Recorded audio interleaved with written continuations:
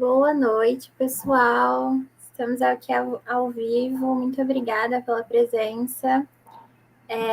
Meu nome é Ana, sou estudante de Direito do sexto período da UF, integro o Observatório de Direito e Tecnologia do CADOM.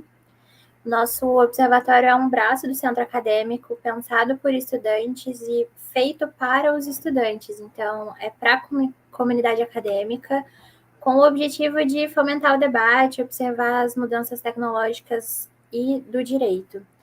Então, hoje, nosso evento vai ser sobre Health Techs, uma introdução às Health Techs com mulheres da área, que estão aqui ao meu lado.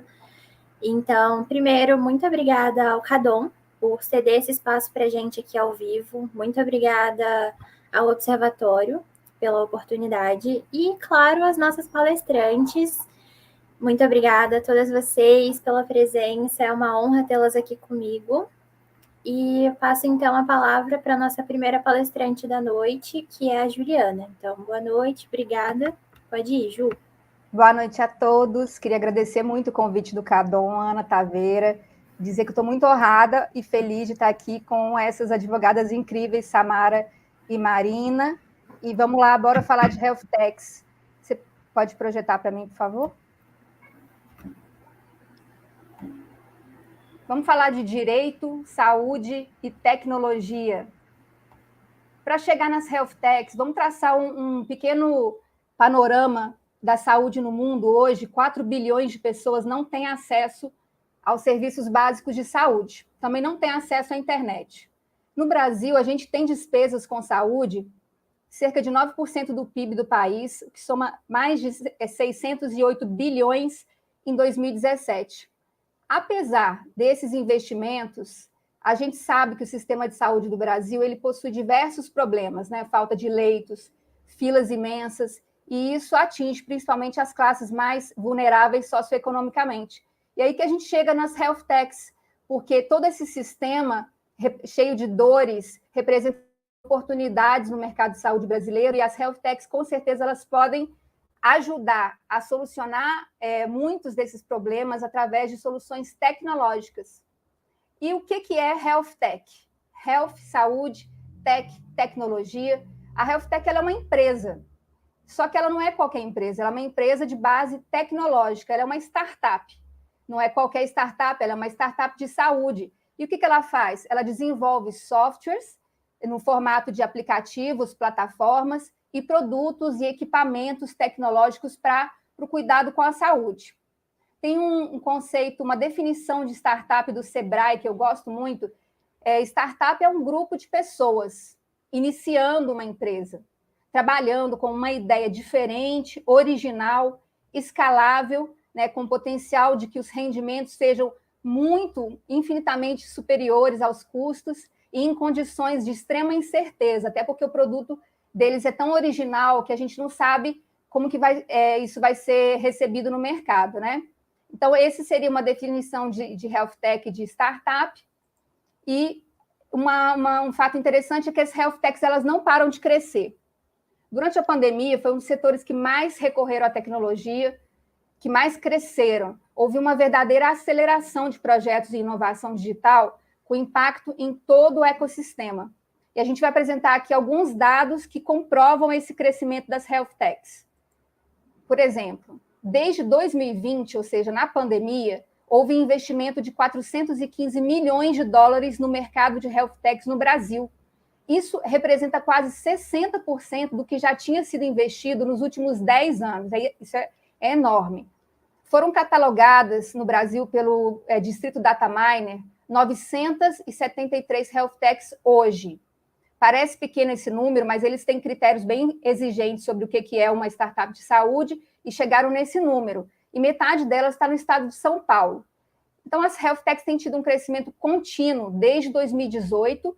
Isso demonstra um dinamismo do setor e, com certeza, muitas oportunidades para aqueles que já trabalham nesse setor e para aqueles que querem ingressar no ecossistema das Health Techs. Aqui, foram catalogadas também 14 áreas de atuação das Health Techs, 14 áreas diferentes e mais de 20 subcategorias. A gente pode citar algumas, por exemplo, As health techs atuam na área de gestão e prontuário eletrônico, acesso à saúde, como, por exemplo, teleeducação, telemedicina, que nós vamos falar de telemedicina aqui, dispositivos médicos, medical devices, como, por exemplo, aqueles relógios, sensores, oxímetros, vários tipos de aparelhos diferentes, inteligência artificial, big data, telediagnóstico e outros, marketplace de farmácias, redes clínicas que atendem população de baixa renda, pesquisa e desenvolvimento. Então, temos várias áreas de atuação, essas são só algumas delas. E a telemedicina, que é uma dessas áreas de atuação das health techs, elas tiveram esse enorme crescimento durante a pandemia. As consultas virtuais, elas aumentaram de 15% para 28%. O Hospital Albert Einstein, ele deu um exemplo que os acessos aos serviços de telemedicina lá aumentaram de 400 mil para 1.800.000. Então, tudo isso indica o forte crescimento do setor. E a telemedicina, ela também tem suas modalidades. Tem várias modalidades, aqui a gente cita as três, eu diria, talvez, principais: teleatendimento, que são as teleconsultas. Tem também a triagem de risco por chatbots. Na pandemia aconteceu muito, a gente entra no aplicativo, acontece aquela triagem por um robô, e isso evita as pessoas de se deslocarem até hospitais quando isso não é necessário, claro.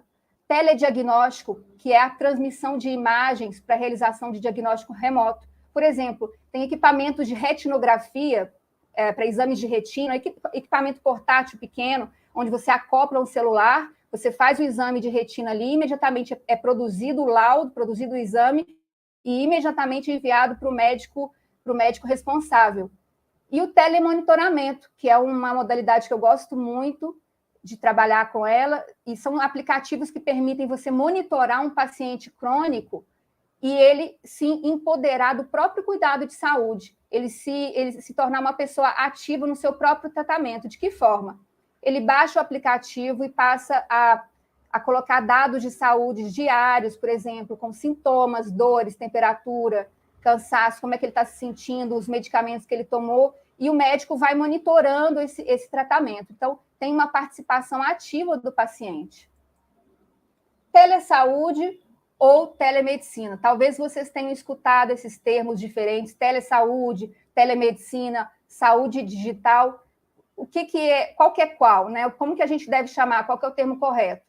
Bom, a telesaúde existe no Brasil há muito tempo, há mais de 20 anos. Há investimentos na telesaúde pública, né? Mais recentemente no mercado privado também, e era chamada de telesaúde, de telemedicina. E depois passou a ser chamada de telesaúde e agora de saúde digital.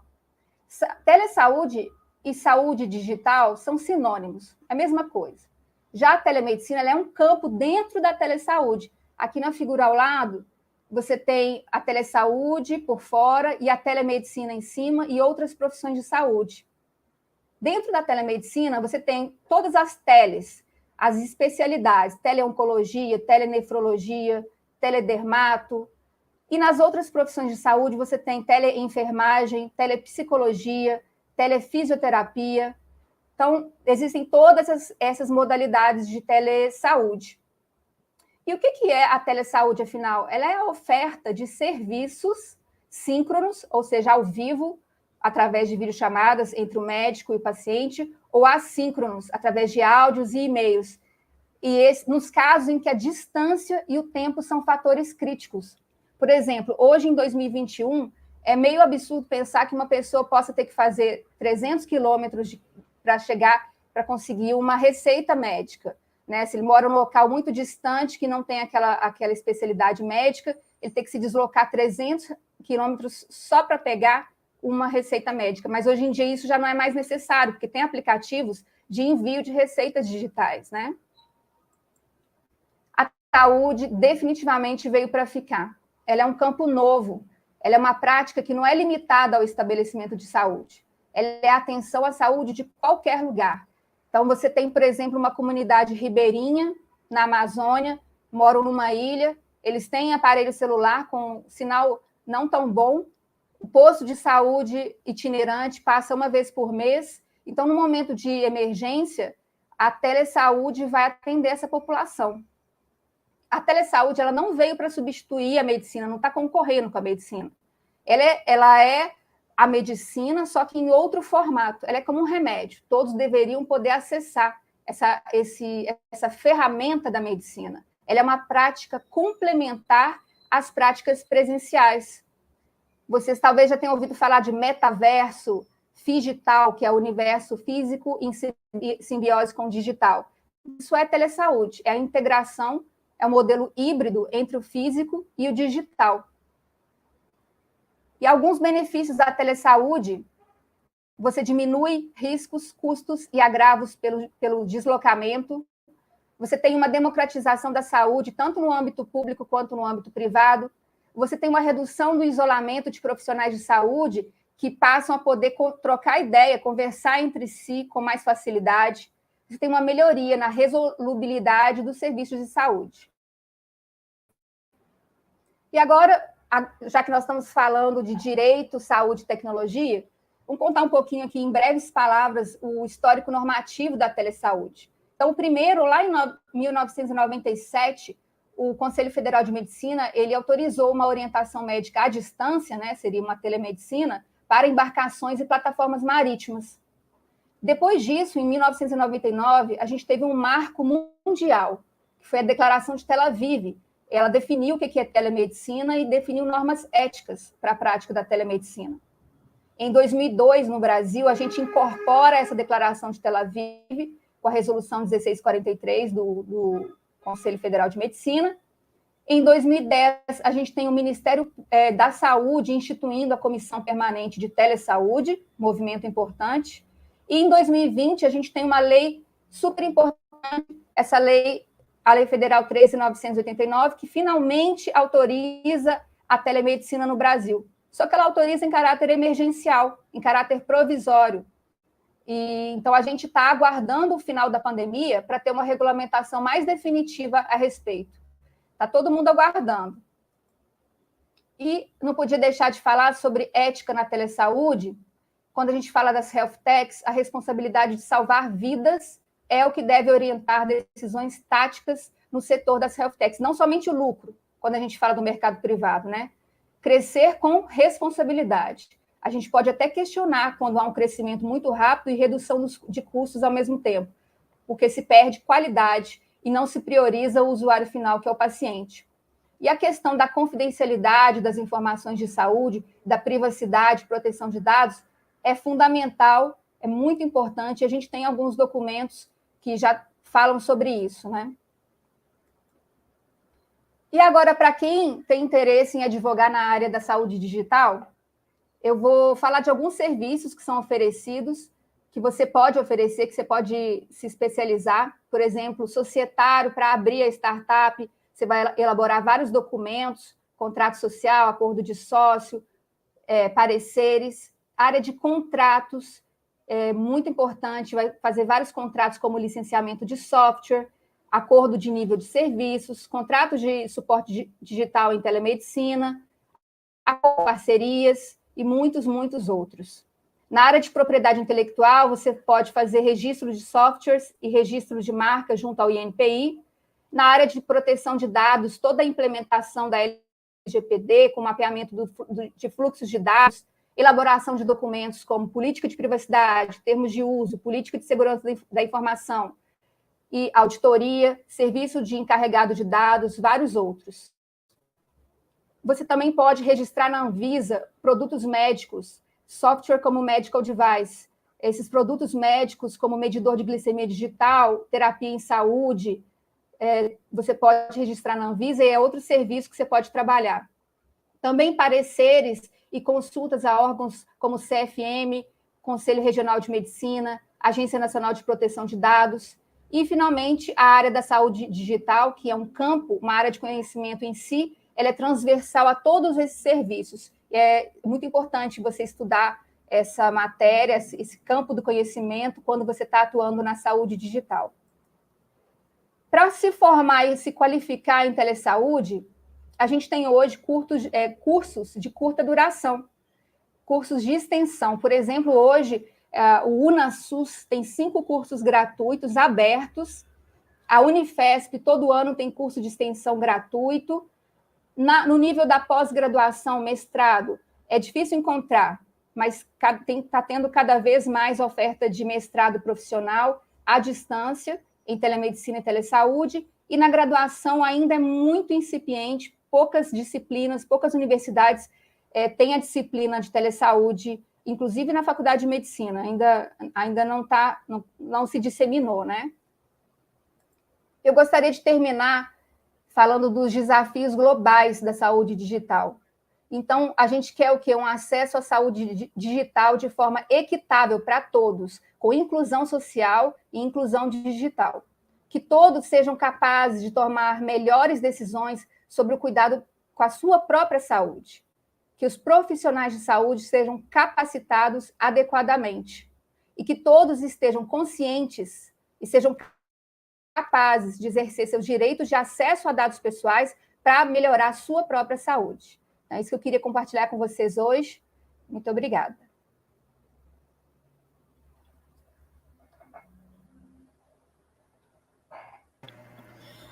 Muito obrigada, Ju. Bom, vamos então agora para a nossa próxima palestrante, Marina Morello. Oi, Marina, boa noite.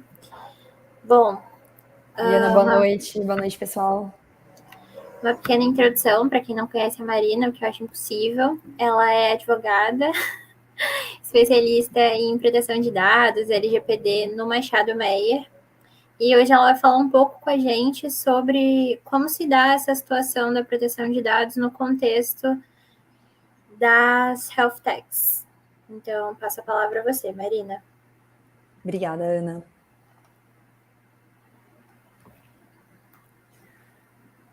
Bom, pessoal, boa noite. A minha fala é realmente mais nesse sentido, voltado para a privacidade e quais foram os impactos dessa matéria em relação aos dados pessoais de saúde, quando a gente pensa especialmente na entrada em vigor da LGPD. Vale dizer que a gente pensou na privacidade para abordar com vocês nesse momento, justamente porque é impossível falar sobre health techs sem pensar que elas estão, na verdade, colocando a informação, reunindo essa informação e disponibilizando elas de uma forma organizada, né? Fazendo uso da tecnologia e também da inteligência artificial. Então, é impossível desassociar um assunto do outro. Dando um pouquinho de contexto, não sei se todos estão familiarizados com a lei, mas a LGPD é o termo utilizado para a Lei Geral de Proteção de Dados, que é a nossa Lei Federal 13.709, de 2018, mas que só entrou em vigor no ano passado, em 2020, com exceção das suas sanções administrativas que entraram em vigor em agosto desse ano, de 2021. A LGPD, ela vem, na verdade, para estabelecer, de uma forma geral, as normas para a proteção de tratamento de dados pessoais. Importante colocar que, anteriormente, já existia uma regulamentação envolvendo dados pessoais, mas ela era feita de forma esparsa. Se a gente apurar o nosso olhar para a saúde, a gente tinha, inclusive, algumas portarias, alguns registros mais específicos relacionados a isso. É o caso do RES, por exemplo, que é o Registro Eletrônico do Cidadão, que era a portaria de maio de 2015. Vejam que de 2015 até a entrada em vigor da lei em 2020, houve uma grande mudança, mas era um setor que já estava começando a se atentar para isso. Basicamente, esse registro eletrônico do cidadão, ele possibilitava que o cidadão brasileiro, ele portasse de forma eletrônica todo o seu histórico médico. Sabemos que o Brasil é um país muito diverso e falar sobre tecnologia, proteção de dados em um país que tem um analfabetismo digital é uma lacuna muito grande. Mas ainda assim, eram iniciativas, né, que já apuravam, ou já, na verdade, sinalizavam esse movimento da tecnologia na saúde. Não por acaso, a LGPD, ela acabou sendo um movimento do nosso país para proporcionar essa legislação mais geral, né? Tirar, então, a legislação esparsa para concentrar em uma única lei. Esse movimento, ele é uma consequência de outras iniciativas ao redor do mundo. A gente tem, por exemplo, o regulamento europeu, né? A gente chama aqui de GDPR, e a LGPD, ela é praticamente uma prima da GDPR, se assim a gente pode dizer. É uma lei que foi inspirada de uma forma bastante consciente no regulamento europeu, e isso não se deu apenas de uma forma aleatória, né? Essa inspiração, na verdade, da LGPD, da GDPR, da LGPD com a GDPR, melhor, ela vem também para facilitar as trocas de informação entre países, uma vez que a própria GDPR, ela estabelece que se houver uma legislação que tenha as mesmas condições de proteção ou condições maiores, essa transferência de dados pessoais entre os países será facilitada. Então, é uma lei que ela vem justamente para facilitar essas trocas de dados e, consequentemente, também trocas econômicas. E, por fim, vem também de um movimento, né, uma necessidade da própria sociedade, já que hoje a gente está olhando para uma economia cada vez mais voltada para o digital.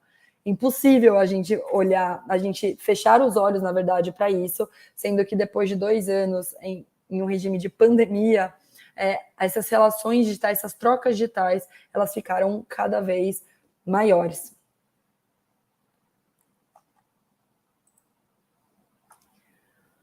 Bom, mas o que é dado pessoal, né? Afinal, o que a LGPD ela vem de fato para regulamentar? Dado pessoal é toda informação que identifica ou possibilita a identificação de um indivíduo físico.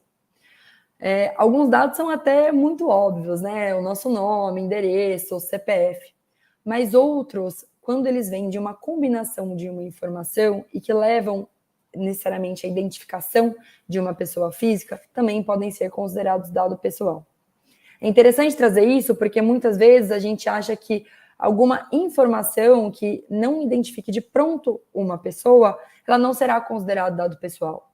Mas a gente deve analisar sempre o contexto. Voltando essa discussão, né, para os nossos dados de saúde, que eventualmente as health techs elas podem se valer. Hoje em dia, nós temos acesso a muitos equipamentos que podem medir dados, informações que, a princípio, a gente não acha que são dados de saúde. É o caso, por exemplo, da nossa quantidade de sono ou, eventualmente, a quantidade de água que é bebida num dia. Hoje há muitos smartwatches que possibilitam essa troca. Da mesma forma, peso, altura. Esses dados, eles podem ser registrados por meio desses equipamentos e também são considerados dados de saúde. A própria LGPD, ela classifica um dado de saúde um dado sensível. E é legal a gente ter muito claro que um dado pessoal sensível, ele não necessariamente significa que é um dado mais importante. Coloco isso porque é a LGPD, é a própria letra da lei que estabeleceu quais são os dados pessoais que devem ser considerados sensíveis. É claro que esses dados listados devem ser tratados com maior segurança e com um nível de proteção maior. Até por isso, a gente vai explorar melhor nos próximos slides, eles têm justificativas específicas para o seu uso. Mas há outros dados que também são considerados importantes e não são considerados sensíveis. Então, deixando claro, né, para todos nós que o dado pessoal de saúde, tudo aquilo que identificar alguma informação relacionada à saúde do usuário, de uma pessoa física, será considerada um dado pessoal sensível.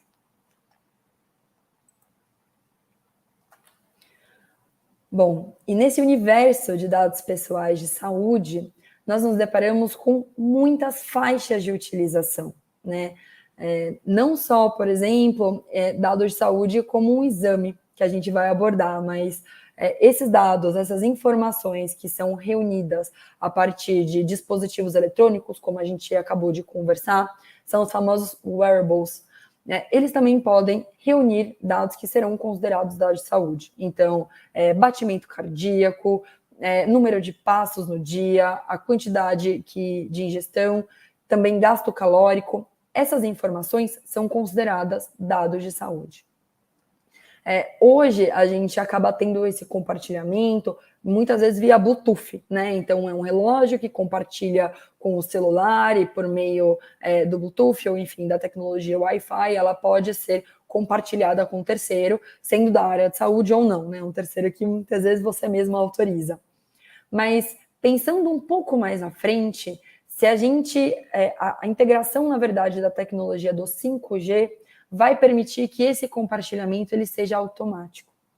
Então, na verdade, uma janela aqui de oportunidade que a gente também começa a explorar e que a LGPD ela vem muito para contribuir nesse sentido. Pensando no wearable não só como um aparelho que a gente usa por uma vontade própria, o marca-passo também pode ser considerado um wearable, né? E a forma como ele mede os seus batimentos e tem esse controle. Quando a gente pensa em dados documentais, esses dados, eles até acabam nos confundindo, porque são dados que, em um primeiro momento, a gente associa a um dado que é do hospital ou do prestador de saúde. São dados contidos em fichas médicas, em fichas cadastrais. Esses dados, a gente sempre tem que ter também a clareza que eles não pertencem ao hospital. O dono do dado sempre será o seu titular, né? Será aquela pessoa que, enfim, será a pessoa física. Mas esses dados documentais, né, serão considerados dados pessoais de saúde e então as pessoas jurídicas, enfim, seja a prestadora de saúde, ela deve se basear e se embasar com as justificativas legais da LGPD. Outros dados também de saúde que aparecem bastante, que são muito importantes, são justamente de pesquisa clínica. A LGPD, ela vem também para colocar uma camada de segurança a essas pesquisas, que antes, muitas vezes, eram feitas de forma sem uma certa segurança em relação à proteção do dono dos dados, do titular dos dados. Então, as pesquisas hoje, elas podem ser viabilizadas, mas a ideia é que elas olhem, tenham um cuidado a mais em relação à anonimização desse titular. Ou seja, há outras formas de pegar esses dados de saúde e possibilitar que, ainda que eles não identifiquem o dono deles, o seu titular, eles sejam suficientes para possibilitar a pesquisa. Então, é olhar o dado de uma forma quantitativa, né, e não de uma forma a identificar quem são, de fato, os participantes daquela pesquisa. Então, protegendo, né, consequentemente, a privacidade do seu dono. E, por fim, mais ou menos importante, os dados de saúde no contexto da medicina utilizada com inteligência artificial. A inteligência artificial, pessoal, ela só existe se ela colhe, se ela faz uso desses dados, né, de informações como um todo, mas também incluindo dados pessoais. Então, o treinamento, eventualmente, de um robô para operar um paciente, ele vai se valer de uma base de dados, de uma base de informações que pode conter dados pessoais, e aí a lógica acaba até sendo bastante parecida com a questão de pesquisa clínica, ter esse cuidado na sua anonimização e na forma como eles serão tratados.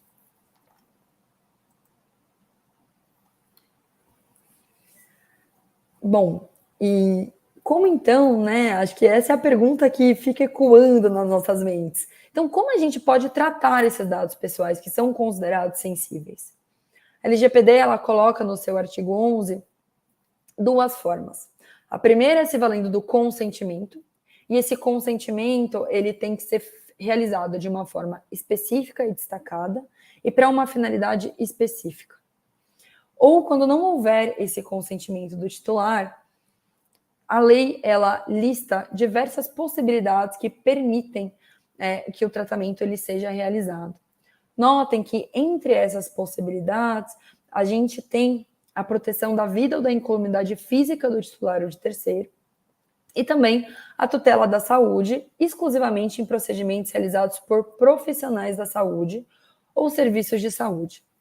Então, a lei, ela, desde a sua concepção, né, o legislador, ele se preocupou em balizar esse princípio, tanto da privacidade, como também o princípio fundamental à vida, né, já que a gente sempre tem que sobrepesar eles. Importante também trazer que não é só por meio de justificativa legal que os dados eles podem ser tratados. A LGPD, ela é uma lei que se vale de princípios, né? Então ela lista também uma série de princípios que devem ser entendidos em conjunto, e ela se preocupa que o tratamento ele não deve ser realizado quando houver, por exemplo, uma discriminação do seu titular, ou quando ele não for transparente para o seu titular. Então aqui a gente já listou o princípio da não discriminação, o princípio da transparência. O tratamento ele também tem que ser específico para uma certa finalidade, e a gente aqui olha para o princípio da finalidade, se valer do princípio da segurança e também da adequação. Então, cada vez mais, em razão, né, desses princípios, a forma como a gente realiza esse tratamento, ela também deve ser bem desempenhada e sempre atenta a essas questões, especialmente da segurança e da adequação. Além disso, a LGPD, ela coloca, ela coloca várias obrigações para aqueles que tratam os dados, né? Mas é uma lei que a gente também deve interpretar sobre o ponto de vista do titular dos dados. É uma lei que vem trazer direitos para nós. E todos nós somos donos de dados. Então, é interessante também a gente ter essa nova percepção que, a partir da sua vigência, né, a partir de 2020, nós podemos também cobrar dessas, seja do setor público e também do setor privado. É uma lei que ela se aplica para os dois âmbitos, mas explicações, né? Todo esse exercício desses princípios. Então, cobrar a transparência, requerer também explicações sobre quais dados estão sendo tratados, com quem eles estão sendo compartilhados. Então, o que eu gostaria de trazer aqui é a justificativa do tratamento de dados pessoais sensíveis, ela acaba se valendo dessas bases legais, né, listadas aqui. Então, quando há o consentimento, quando não há o consentimento, a gente tem uma lista de quando esses dados podem ser utilizados ou não. Mas também é uma lei que deve sempre se valer e se atentar aos princípios e também aos direitos do dono do dado. É uma lei que ela gira em torno do respeito a esse titular.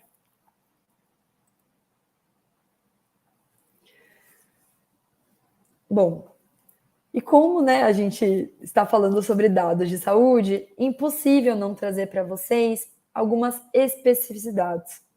O legislador ele foi bastante atento a essas questões de dados de saúde, né? Ele coloca uma vedação expressa no artigo 11, parágrafo 4º, dizendo que a comunicação ou uso compartilhado de dados pessoais de saúde, ela não pode ser realizado entre controladores, né, ou seja, entre empresas que tenham poder de decisão de tratamento de dados, quando for para obter uma vantagem econômica. Ele ainda coloca algumas exceções, né? Ele diz que até pode haver esse compartilhamento quando for para prestação de serviços de saúde, de assistência farmacêutica ou de assistência mesmo à saúde, desde que eles não acabem, não tenham nenhuma discriminação, não ofereçam alguma discriminação ou algum risco ao direito do titular, né? Novamente, aqui a gente vê o legislador preocupado em proteger esse titular e os direitos dele, né? Os seus direitos fundamentais. Mas é importante também notar que, a partir de agora, nós temos uma lei que passa a regulamentar outras possibilidades relacionadas ao dado de saúde. No início da nossa conversa, eu destaquei a questão do RES, né, que foi feito por meio de uma portaria em 2015 que permitia essa portabilidade. E aqui, na verdade, o registro eletrônico dos dados de saúde. E aqui a LGPD, ela lista como uma possibilidade a portabilidade desses dados. Antes, né, em um momento anterior, basicamente, nós como pacientes, a gente devia lembrar, ou pelo menos a gente tinha, na verdade, o nosso registro de forma esparsa em vários consultórios, né? Então, basicamente, eu tinha a minha ficha médica no meu oftalmologista, outro no meu cardiologista, outro na minha dermatologista, e os problemas, de certa forma, eles não eram conversados, eles eram tratados sempre de uma forma esparsa. Agora, com a portabilidade, isso permite que o dono do dado ele consiga levar de um lugar ao outro o seu registro completo. Isso acaba sendo um direito para ele. E aqui é muito interessante a gente ver mesmo essa janela de oportunidade, porque enfim, na verdade, isso possibilita um estudo cada vez mais abrangente, detalhado sobre outras especificidades do paciente que antes eles eram colocadas de uma forma esparsa, né? E que muitas vezes acabava exigindo do próprio paciente uma habilidade, seja de memória ou até uma habilidade técnica, de entender o que ocorria com ele, qual era o seu resultado de exame, né? Uma maior organização da parte dele. E agora a LGPD, com a questão da portabilidade, ela facilita essa questão, né? Isso acaba sendo um direito agora de nós, como titulares de dados. Né? E, enfim, esse compartilhamento ele também pode ocorrer quando for para o benefício do titular, né? Para possibilitar transações financeiras e administrativas resultantes do uso e da prestação dos serviços de saúde, ou, enfim, dos serviços farmacêuticos, para aquele fim que ele se propôs.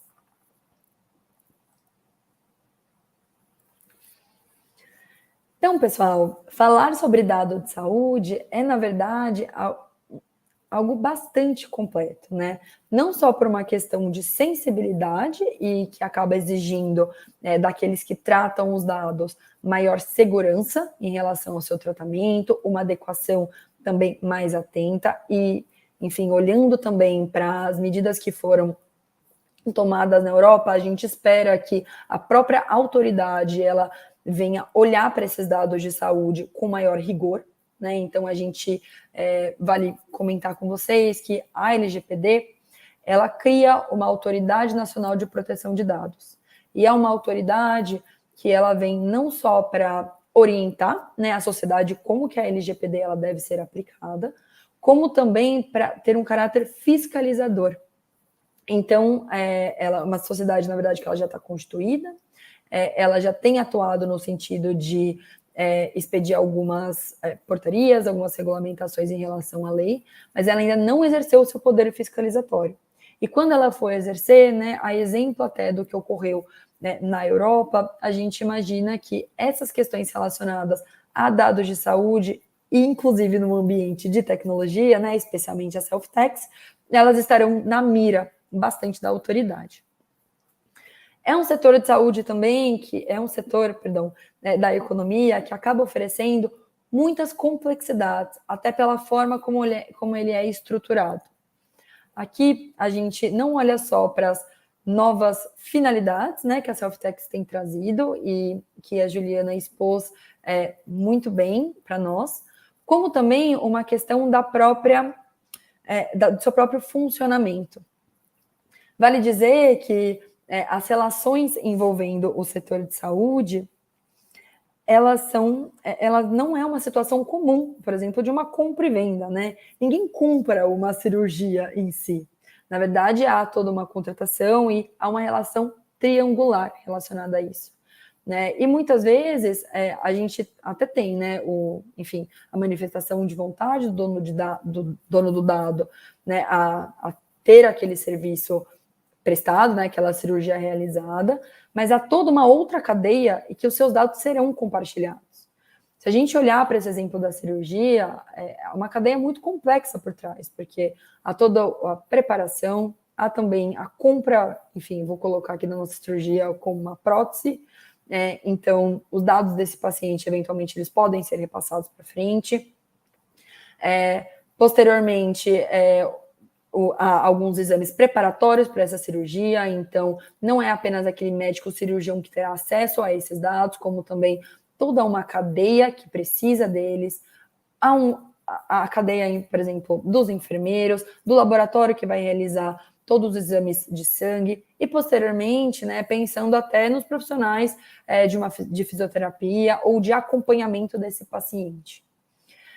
Então, há toda uma sensibilidade envolvendo esse dado de saúde e uma necessidade de proteger cada vez mais o dono dele, especialmente para garantir o artigo que a gente conversou anteriormente, que é evitar qualquer discriminação relacionada a esse paciente, inclusive de preço, né? Porque muitas vezes o que poderia ocorrer, né? Na verdade, o que a gente teme que possa vir a ocorrer é que esses dados eles sejam estudados justamente para classificar um paciente. Então, se ele, por exemplo, precisa ser mais oneroso a um plano de saúde, já que ele foi sujeito de uma cirurgia, ou eventualmente porque há um histórico na sua família de uma doença que é hereditária. Então, a LGPD ela vem justamente para trazer maior proteção a esse titular. A questão também da privacidade, o direito à vida, que a gente também teve a oportunidade de conversar, já que o legislador se preocupou bastante em relação a isso. E todas as nossas janelas de oportunidade, quando a gente pensa nessa viabilização econômica. O setor de saúde ele é um setor com muitos desafios. A Samara, que vai contar um pouquinho para a gente como são as health techs na prática, vai explorar bastante essa questão.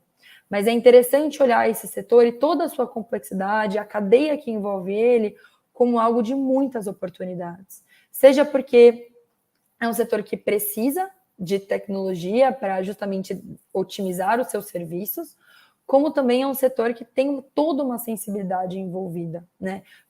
Não só por lidar com dados pessoais sensíveis em relação à lei, mas um setor que precisa de muita ética.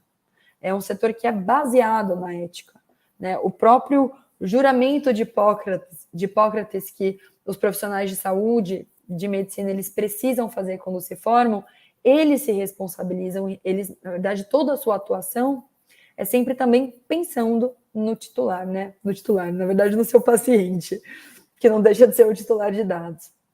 Então, o que a gente gostaria, na verdade, de trazer, especialmente de explorar melhor essa questão da privacidade, é o quanto de oportunidade há nesse setor e como esse setor ele vai não só se regulamentar, mas como ele vai passar por diversas inovações, né?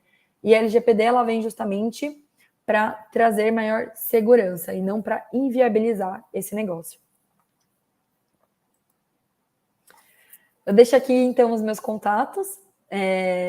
Vale dizer que, enfim, eu sou advogada da área de privacidade, também trabalho com questões de tecnologia e de inteligência artificial. Atualmente atuo no escritório Machado Meyer, então deixo também os nossos contatos e canais de comunicação, porque vira e mexe, a gente publica vários artigos nesse sentido, temos vídeos interativos, e vale sempre, para aqueles que se interessem, acompanhar as nossas redes sociais. Muito obrigada, e acho que passo a palavra agora para a Sami, né, Ana? Obrigada, Marina, você foi ótima. Muito obrigada mesmo pela sua presença, a apresentação foi sensacional. Bom, eu passo a palavra então agora para a Samara, representante do jurídico da startup Alice.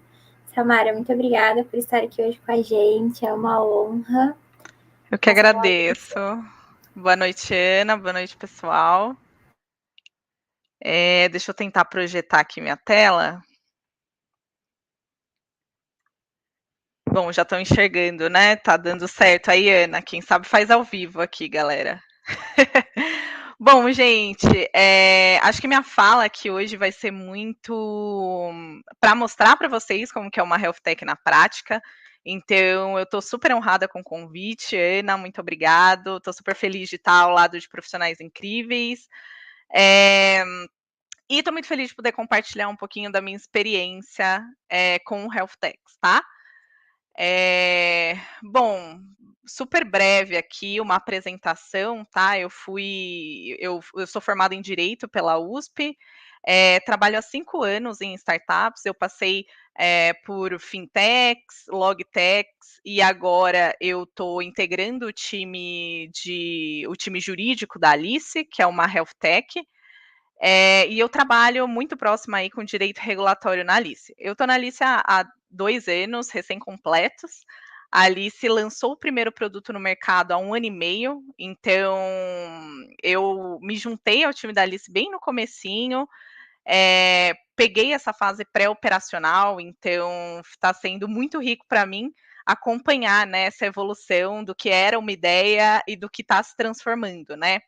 Em uma empresa que hoje a gente já tem aí 6 mil membros, né, que é como a gente chama os nossos clientes. Enfim, está sendo uma experiência muito gratificante e que eu vou dividir hoje aqui com vocês. Bom, começando um pouco, explorando um pouco mais, né, sobre a Alice ela é uma gestora de saúde, tá? Ela nasceu a partir da necessidade de reinventar o setor de saúde suplementar, né? Bom, e por que reinventar o sistema de saúde? Eu trouxe aqui alguns dados para a gente analisar como que esse mercado tradicional de saúde suplementar é o que não é o SUS, né? É o mercado aí de planos de saúde, para a gente entender como que ele é hoje, né? O mercado tradicional. Então, hoje, 23% da população brasileira tem plano de saúde. Ainda é um percentual pequeno, né? O restante fica aí, tem acesso ao SUS. E é um setor que ele ainda é muito ineficiente na hora de administrar recursos, administrar dinheiro, é muito ineficiente na hora de cuidar do usuário, né? A gente percebe que é um mercado que cuida da doença, né? A gente só pensa em plano de saúde quando sente alguma dor, quando sente alguma complicação de saúde. E também esse mercado não leva muito em consideração a experiência do usuário, né? Eu acho que todo mundo aqui já teve alguma experiência, ou conhece alguém que teve uma experiência não tão boa com plano de saúde. Eu precisei ser atendido para alguma coisa e deu problema ali na recepção, não autorizaram o meu exame, enfim. A gente tem uma série de contos aí, de histórias para falar de alguma coisa que deu errado, tá? Eu trouxe aqui alguns dados que a gente tem aí, que a ANS nos disponibiliza, né? A ANS é a Agência Nacional de Saúde Suplementar, é a agência reguladora dos planos de saúde. Ela diz que em 2018, 8,6 bilhões de reais foram gastos com procedimentos desnecessários, ou seja, coisas que não precisariam ter sido feitas, né? 18% das internações seriam evitadas com um modelo de pagamento diferente, focado em resultados. Hoje o mercado tradicional, ele se comporta em relação aos seus pagamentos, né? Ele se comporta num modelo chamado de fee for service, que é a cobrança por serviço. Isso quer dizer que quanto mais doente uma pessoa fica, mais gorda a conta do hospital fica, mais dinheiro ele vai receber no final das contas. Então, no final das contas, o sistema, né, os hospitais, enfim, prestadores de saúde lucram mais se a pessoa tiver mais intercorrências, mais complicação na internação.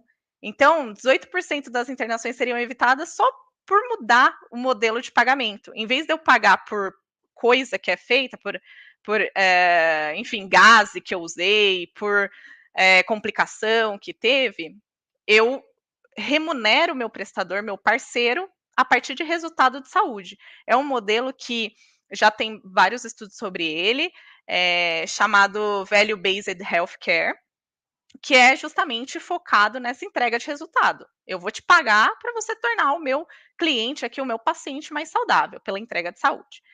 Outro dado super interessante: 18% das idas ao pronto-socorro seriam evitadas com a atenção primária, que é justamente esse cuidado preventivo, né? Então, hoje, tradicionalmente, quando a gente sente alguma coisa, eu tô com uma dor de cabeça que tá me incomodando, tô com uma dor aqui no joelho. Se tiver incomodando mesmo e a gente não souber qual especialista é o certo, o que a gente faz? Putz, vou no pronto-socorro. Vou me dirigir ao pronto-socorro, mesmo não sendo uma urgência de fato, né? Então, é aí que a gente vê a importância da gente ter uma atenção primária e de ter um cuidado próximo. Às vezes, se eu tivesse um médico da minha confiança, um profissional da minha confiança para eu perguntar, né? E até aí no contexto da telesaúde, que a Ju falou tão bem, talvez eu nem precisasse fazer essa ida ao PS. Então, esse é o panorama aqui do mercado tradicional de saúde suplementar. E o que a Alice veio resolver, né? Ela veio reinventar todo esse sistema, né?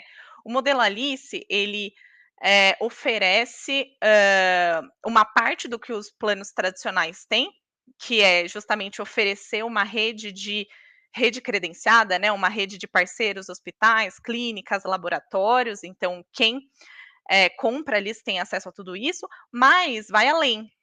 Nós somos muito focados em gestão da saúde e atenção primária.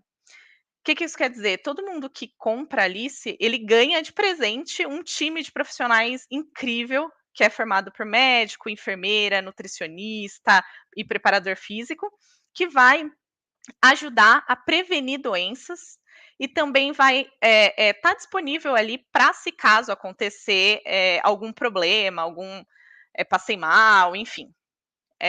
Então, o foco é, de fato, estar junto com a pessoa, né? Entregar saúde para a pessoa e evitar que ela realmente adoeça, né? Outro ponto super relevante do modelo Alice é a saúde baseada em resultados. Como eu falei, o modo de remunerar o mercado diz muito, né? Em relação a como os usuários são tratados, né? Então, nós da Alice, a gente acredita que é super importante a gente mapear e acompanhar os resultados, remunerar os nossos parceiros quando eles entregam mais saúde, é importante que eles recebam mais, né? Em vez de eu pagar a mais para eles quando existe uma intercorrência, é muito melhor se eu remunerar, bonificar por um desfecho clínico bom, né? E para fazer tudo isso acontecer, claro, a gente conta muito com tecnologia.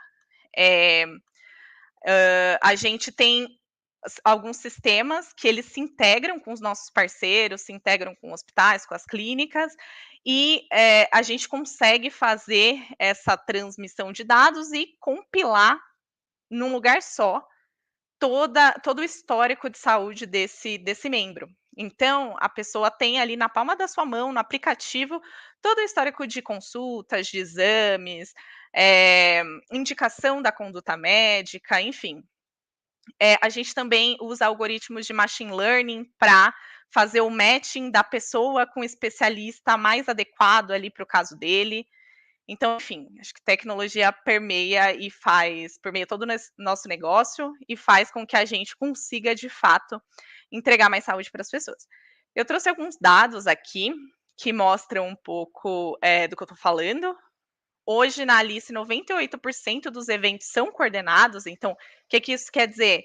Que as pessoas realmente acessam os times de saúde delas antes de procurar um pronto-socorro, enfim, eles realmente confiam nessa atenção primária.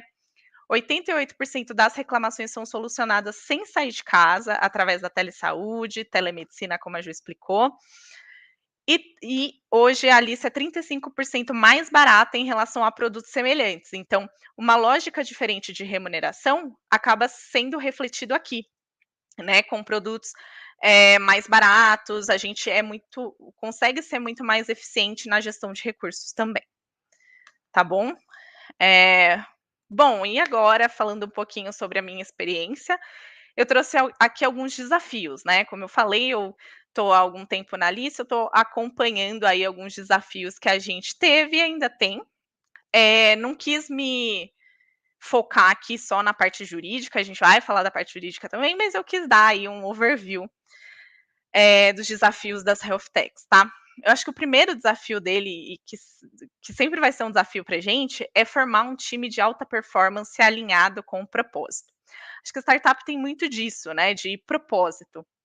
E é nisso que eu acho que esse é o maior diferencial dos mercados tradicionais, né? Startups geralmente vêm para solucionar uma dor do usuário, né? Para disruptar, propor novas soluções, um jeito novo de ver os problemas. Então, é super importante ter um time muito alinhado para a gente conseguir caminhar com o mesmo propósito e também que seja muito qualificado, né?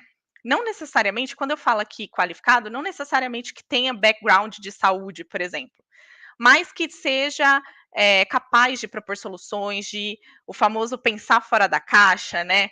Quando a gente cria um modelo de negócios novo, a gente não tem, às vezes, modelos, né? Como que eu vou fazer isso aqui? A gente analisa como é feito geralmente no mercado e a gente tem que ter um time que seja capaz de pensar para além das fronteiras para não acabar reproduzindo a mesmice de sempre, né? Outro desafio relevante da Alice no começo foi firmar parcerias num formato totalmente novo. Imaginem vocês que a gente, enfim, ninguém sabia quem era a Alice, a gente nem existia ainda de verdade assim no mercado, e a gente já precisava firmar parcerias, eu já precisava ter hospitais na minha rede, ter laboratórios, enfim, então foi um momento, foi um desafio que a gente enfrentou também, né? Como que a gente, enfim, ganha credibilidade aí, ganha a confiança desses parceiros e ainda façam eles se encantarem também pelo modelo que a gente está propondo, né? Pelo nosso modelo de saúde. Foi um desafio, acho que a gente se saiu muito bem nessa, a gente tem parcerias muito frutíferas. Um terceiro desafio que eu pontuei aqui foi conquistar o público consumidor. E eu acho que antes disso é até explicar para o público consumidor qual que é o produto, né? Porque, enfim, é um produto novo, né?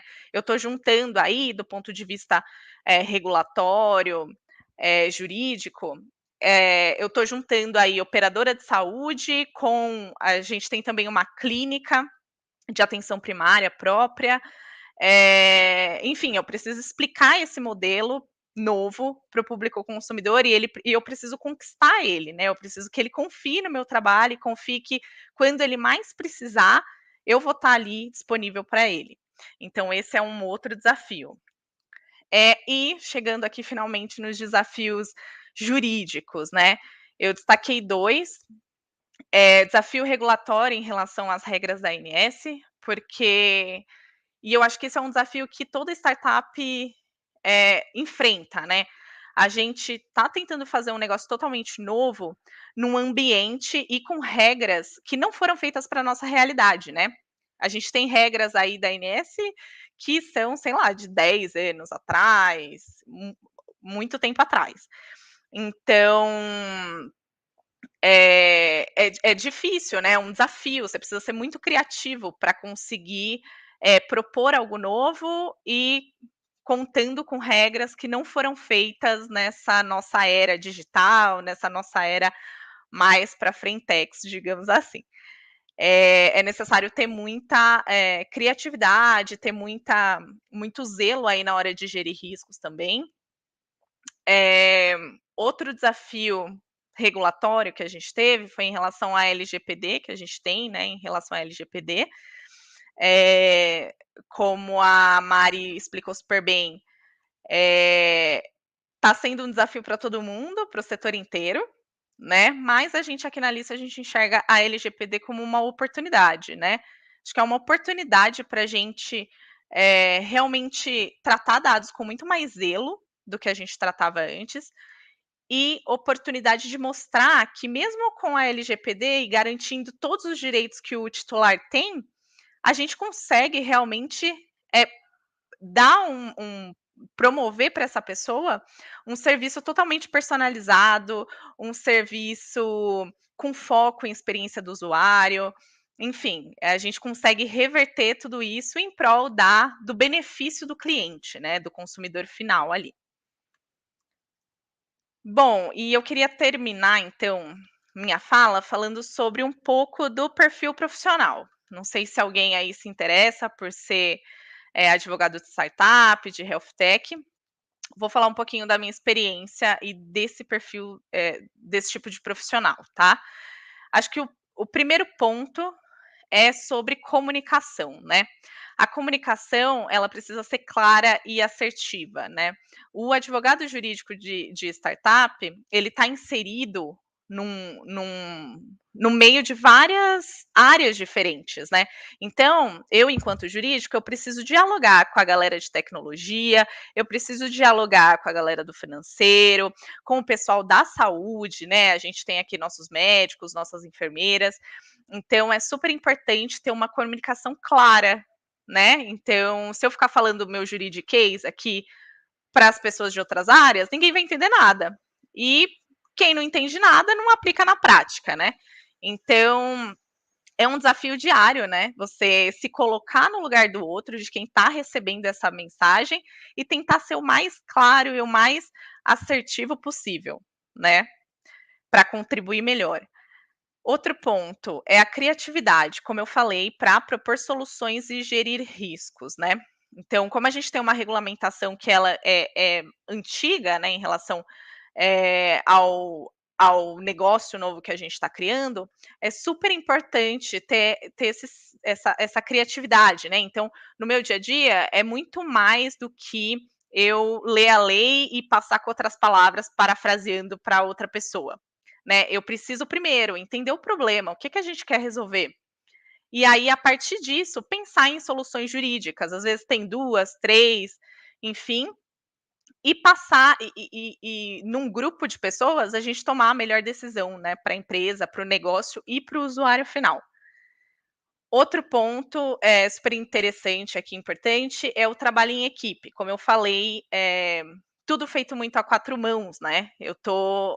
O jurídico da startup, ele está ali no meio de outras áreas, então é muito importante esse diálogo, é muito importante esse trabalho em equipe.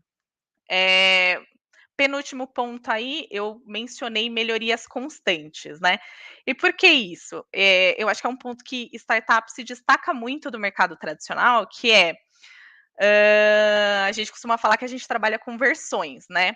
Então, eu criei um contrato ali para o meu cliente, eu vou ter a primeira versão dele, mas eu vou sempre melhorando, né? Eu vou identificando, eu vou pegando o feedback do meu consumidor, do meu cliente, e vou melhorando, vou criando a segunda versão, a terceira versão, então nada é estanque, né? Eu nunca vou criar uma coisa que nunca mais vai ser mudada.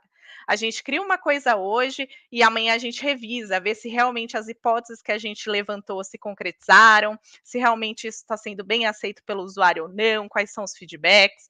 Então, acho que isso é muito vivo na cultura de startup.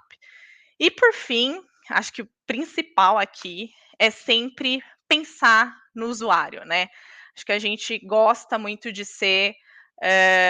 de colocar o usuário em primeiro lugar, né? Pensar sempre na experiência, né? Então, às vezes, eu penso aqui numa saída jurídica que, no final das contas, quando eu penso pela ótica da experiência do usuário, isso vai ser burocrático, isso vai ser moroso, ele não vai ficar feliz, enfim, o fluxo vai ser ruim para ele.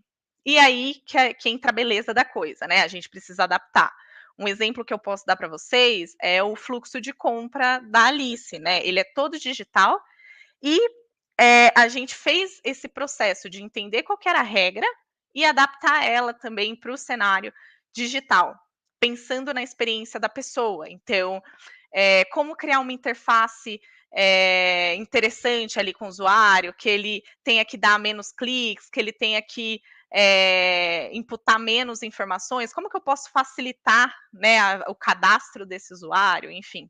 Acho que isso é muito vivo também na cultura das health techs, das startups.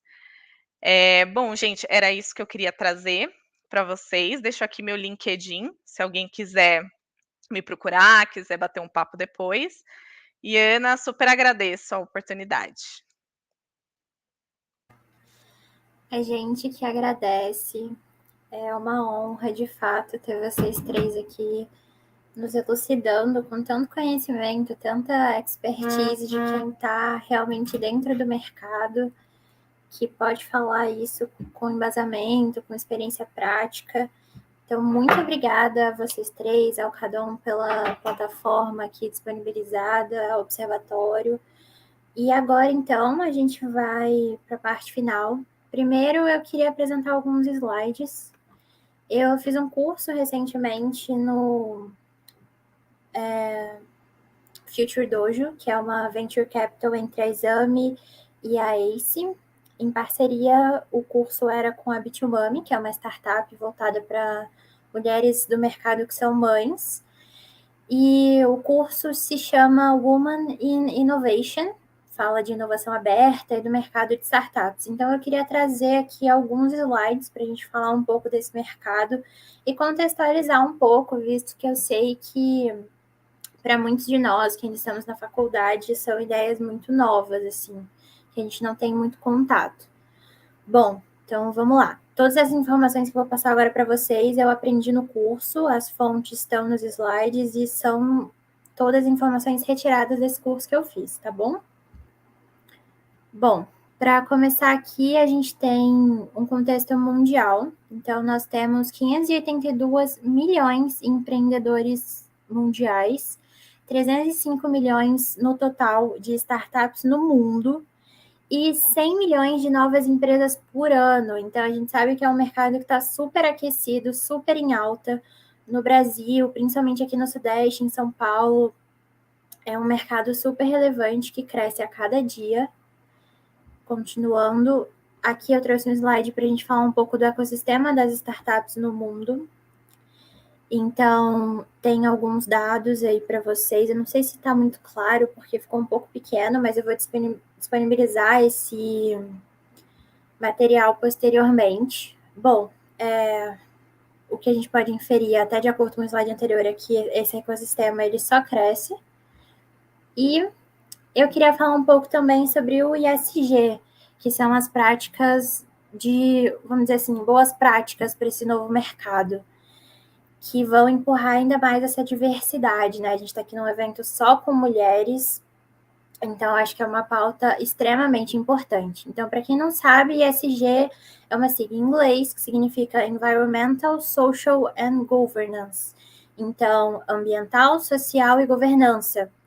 Ambiental diz respeito às práticas da empresa no que concerne a conservação do meio ambiente. Social, em relação à maneira como a empresa lida com as pessoas que fazem parte dela e também a comunidade em seu entorno. Isso inclui proteger os dados dos clientes, né, um contexto aqui do que a gente estava discutindo até agora, ter uma equipe diversa e engajada a respeitar a legislação trabalhista vigente.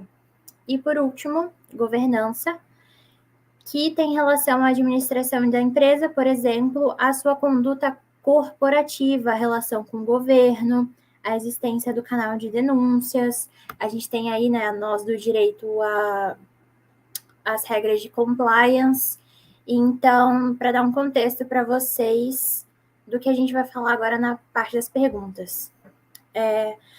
O ISG, ele torna os consumidores cada vez mais conscientes, então, para atender essas práticas, as empresas precisam se tornar mais responsáveis e preparadas para ser mais eficientes, mais diversas. Os investidores, então, investidor anjo e demais investidores, eles valorizam essas práticas sendo aplicadas, não apenas pela perspectiva de geração de caixa e lucro, mas também ponderam fortemente sobre os 3 fatores. Empresas com boas práticas de ESG correm menos risco de enfrentarem problemas jurídicos, trabalhistas, fraudes e sofrer ações por impactos ao meio ambiente. Além disso, empresas que focam no ESG terão vantagens corporativas no mercado, possibilitando reduções de custos e aumento do lucro a médio e longo prazo. Então, com tudo isso, a gente conclui que nesse mercado crescente e exponencial, em que a cada dia praticamente uma nova startup, uma nova ideia nasce, a gente tem que apostar na diversidade, porque isso vai gerar uma maior receita, um retorno acima da média e um benefício em diferentes dimensões, além de ter um ganho social, assim. E além disso, a gente sabe que equipes mais diversas são mais criativas e têm perspectivas diversas, que vão agregar de uma maneira diferente. A gente sabe que essas empresas elas buscam atender os problemas dos consumidores. Então, quanto mais diversa é a sua equipe, mais diversa é a perspectiva da pessoa que está ali integrando para solucionar um problema, que vai de fato entender o problema que vai vir a ser solucionado. Então, no contexto da Bitumami, por exemplo, solucionar problemas de mulheres do mundo corporativo que são mães. No contexto da Alice, solucionar problemas relacionados à saúde. Então, essas pautas são extremamente importantes hoje em dia. Aqui a gente tem as nossas redes sociais, do CADOM e do Observatório, e vamos então para a parte final, que é a de perguntas. Lembrando que esses slides eu tenho por causa do curso que eu fiz no Woman in Innovation, o curso da Future Dojo com a Bitumami. As fontes estão nos slides. E vamos então às perguntas. Bom, a primeira pergunta que eu tenho é para a Samara, para a gente falar um pouco aí desse mundo de startups. E a minha pergunta é: dentro dos horizontes de inovação das startups, em qual a Alice se encontra? Considerando que a gente tem horizonte incremental, radical e disruptivo. Eu entendo que a gente está no contexto aí do disruptivo, né? Eu acho que a gente veio realmente para propor um novo modelo, né? Propor reinventar uma coisa, um mercado que é tradicionalmente pensado para funcionar de outro jeito, né? Então eu caracterizaria como disruptivo por conta disso. A gente está tentando aí revolucionar a saúde. Eu acho que vai muito em linha com, por exemplo, o que o Nubank fez com os bancos, né? Então, quando você pensa em tecnologia bancária, né, alguma coisa relacionada a soluções financeiras, automaticamente você já pensa no modelo do Nubank, que antigamente, alguns anos atrás, a gente ia pensar em outros players, né, tradicionais, mas o Nubank trouxe toda uma visão diferente de como atuar nesse setor. Eu acho que é muito nesse sentido, assim, sabe, que a Alice surgiu, realmente para reinventar um setor e para quando a gente pensar, nossa, em saúde que realmente dá certo, que realmente coloca o usuário no centro, que a gente lembre da Alice, né? Então, acho que é disruptivo. Tá ótimo. No contexto disso que a gente estava falando, então, do ESG, né, Environmental, Social and Governance, como você acha que a Alice aplica esses 3 pilares, assim, do novo mercado? Como você acha também que são as outras startups comparadas à Alice? Eu sei que você tem uma experiência, acho que em fintech, né, em outras startups. E como você enxerga isso, assim, se você pode trazer para a gente algum exemplo prático mesmo? Excelente pergunta. Eu acho que a questão da diversidade, principalmente, eu acho que ela é uma questão social que existe em todas as áreas, né, em todas as empresas. Então eu acho que, independente se é o mercado tradicional, se é startup, a gente sempre vai ter a questão de como lidar com a diversidade, né? Então, eu acho que hoje no mercado de startups a gente ainda tem uma subrepresentação, por exemplo, de mulheres, né, em cargos de liderança. A gente ainda tem uma subrepresentatividade de negros, de LGBTQIA+, enfim.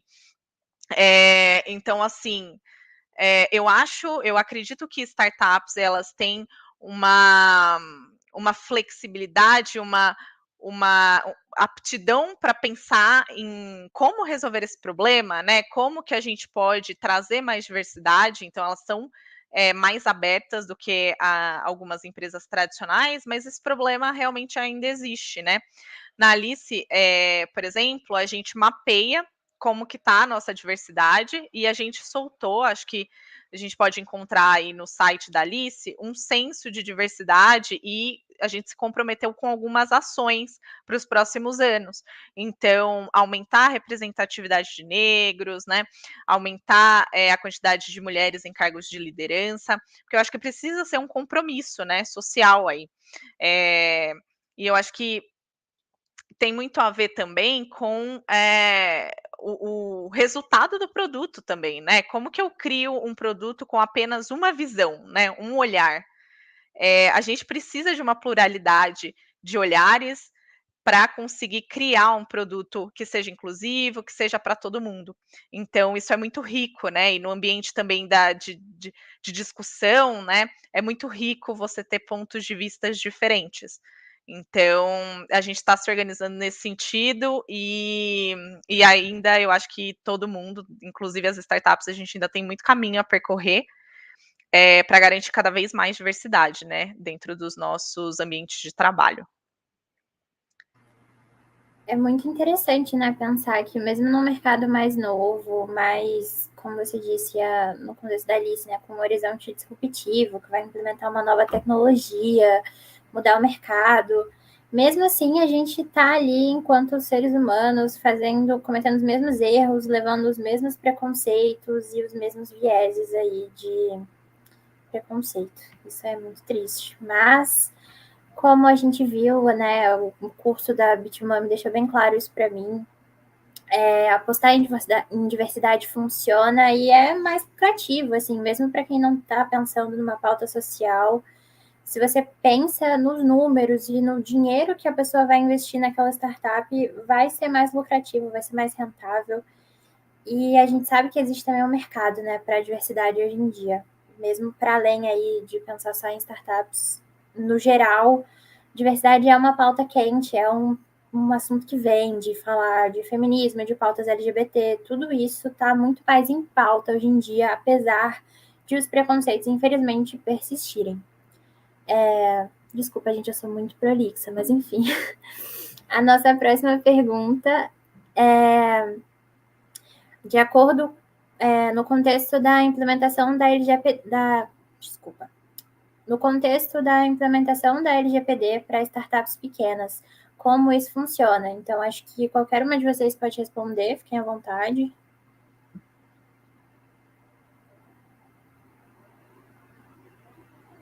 Marina, você está muda.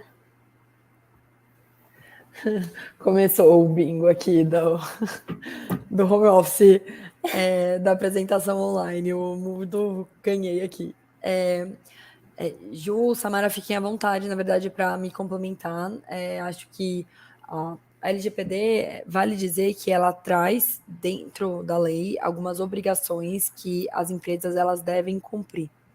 Mas a forma como elas serão cumpridas por cada um depende também do negócio e da forma, enfim, e das relações, né, das atividades que cada uma das empresas desempenham e que envolvem dados pessoais. A adequação, então, viabilizar o projeto de adequação em uma startup, ele deve, então, priorizar acho que, em um primeiro momento, um bom ponto de contato do outro lado e que entenda de uma forma profunda os negócios e também atenda essa dinâmica, porque acho que o grande desafio de adequar uma startup é que todos os processos dela, eles estão em constante renovação. A gente espera, né, a própria lei, ela coloca que o mapeamento de dados pessoais, que vou me valer de um estrangeirismo aqui da própria GDPR, que é o Record of Processing Activities, que a gente ainda se refere aqui na LGPD como ROPA, que nada mais é que o mapeamento dessas atividades e a inclusão das bases legais. É uma tarefa do encarregado, né, daquele responsável por privacidade dentro da empresa, atualizar ele constantemente, né, durante, se eu não me engano, a cada 6 meses, e manter esse registro sempre atualizado. Acho que um ponto bastante interessante da gente refletir quando pensa na adequação em uma, enfim, eu vou colocar uma health tech, mas em uma startup, é justamente manter esse registro sempre atualizado. E mais do que isso, ter uma lente de privacidade a cada novo serviço, ao novo produto que for lançado.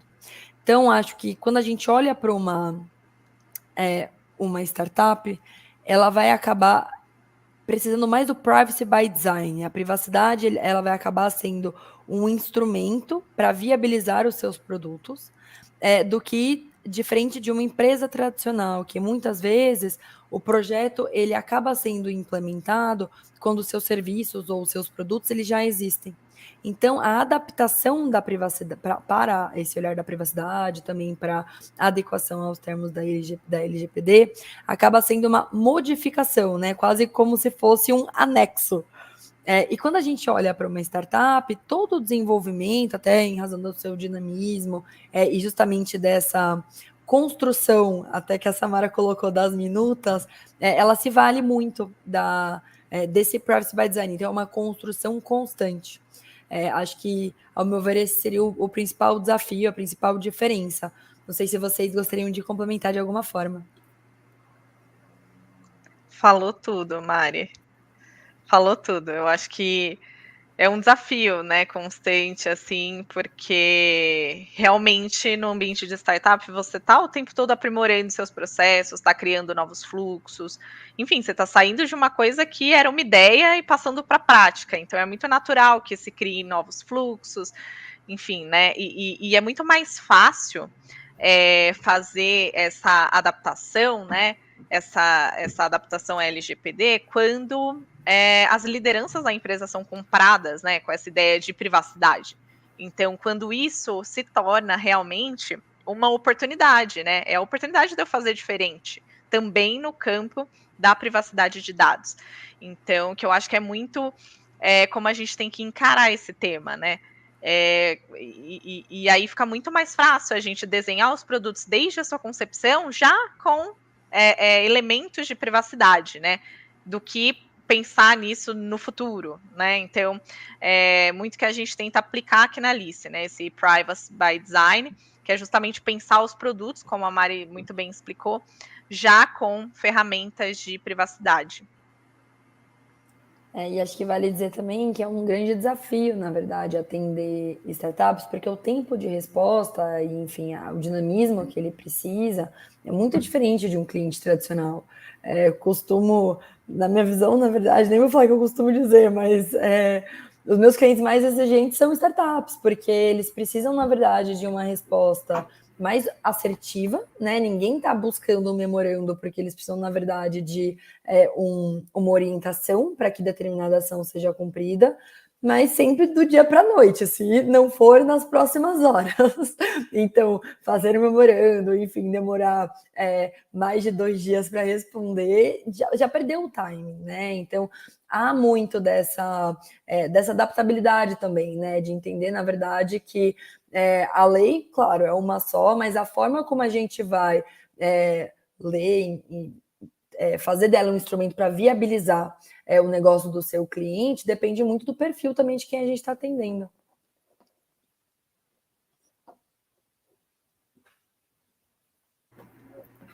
Um segundo.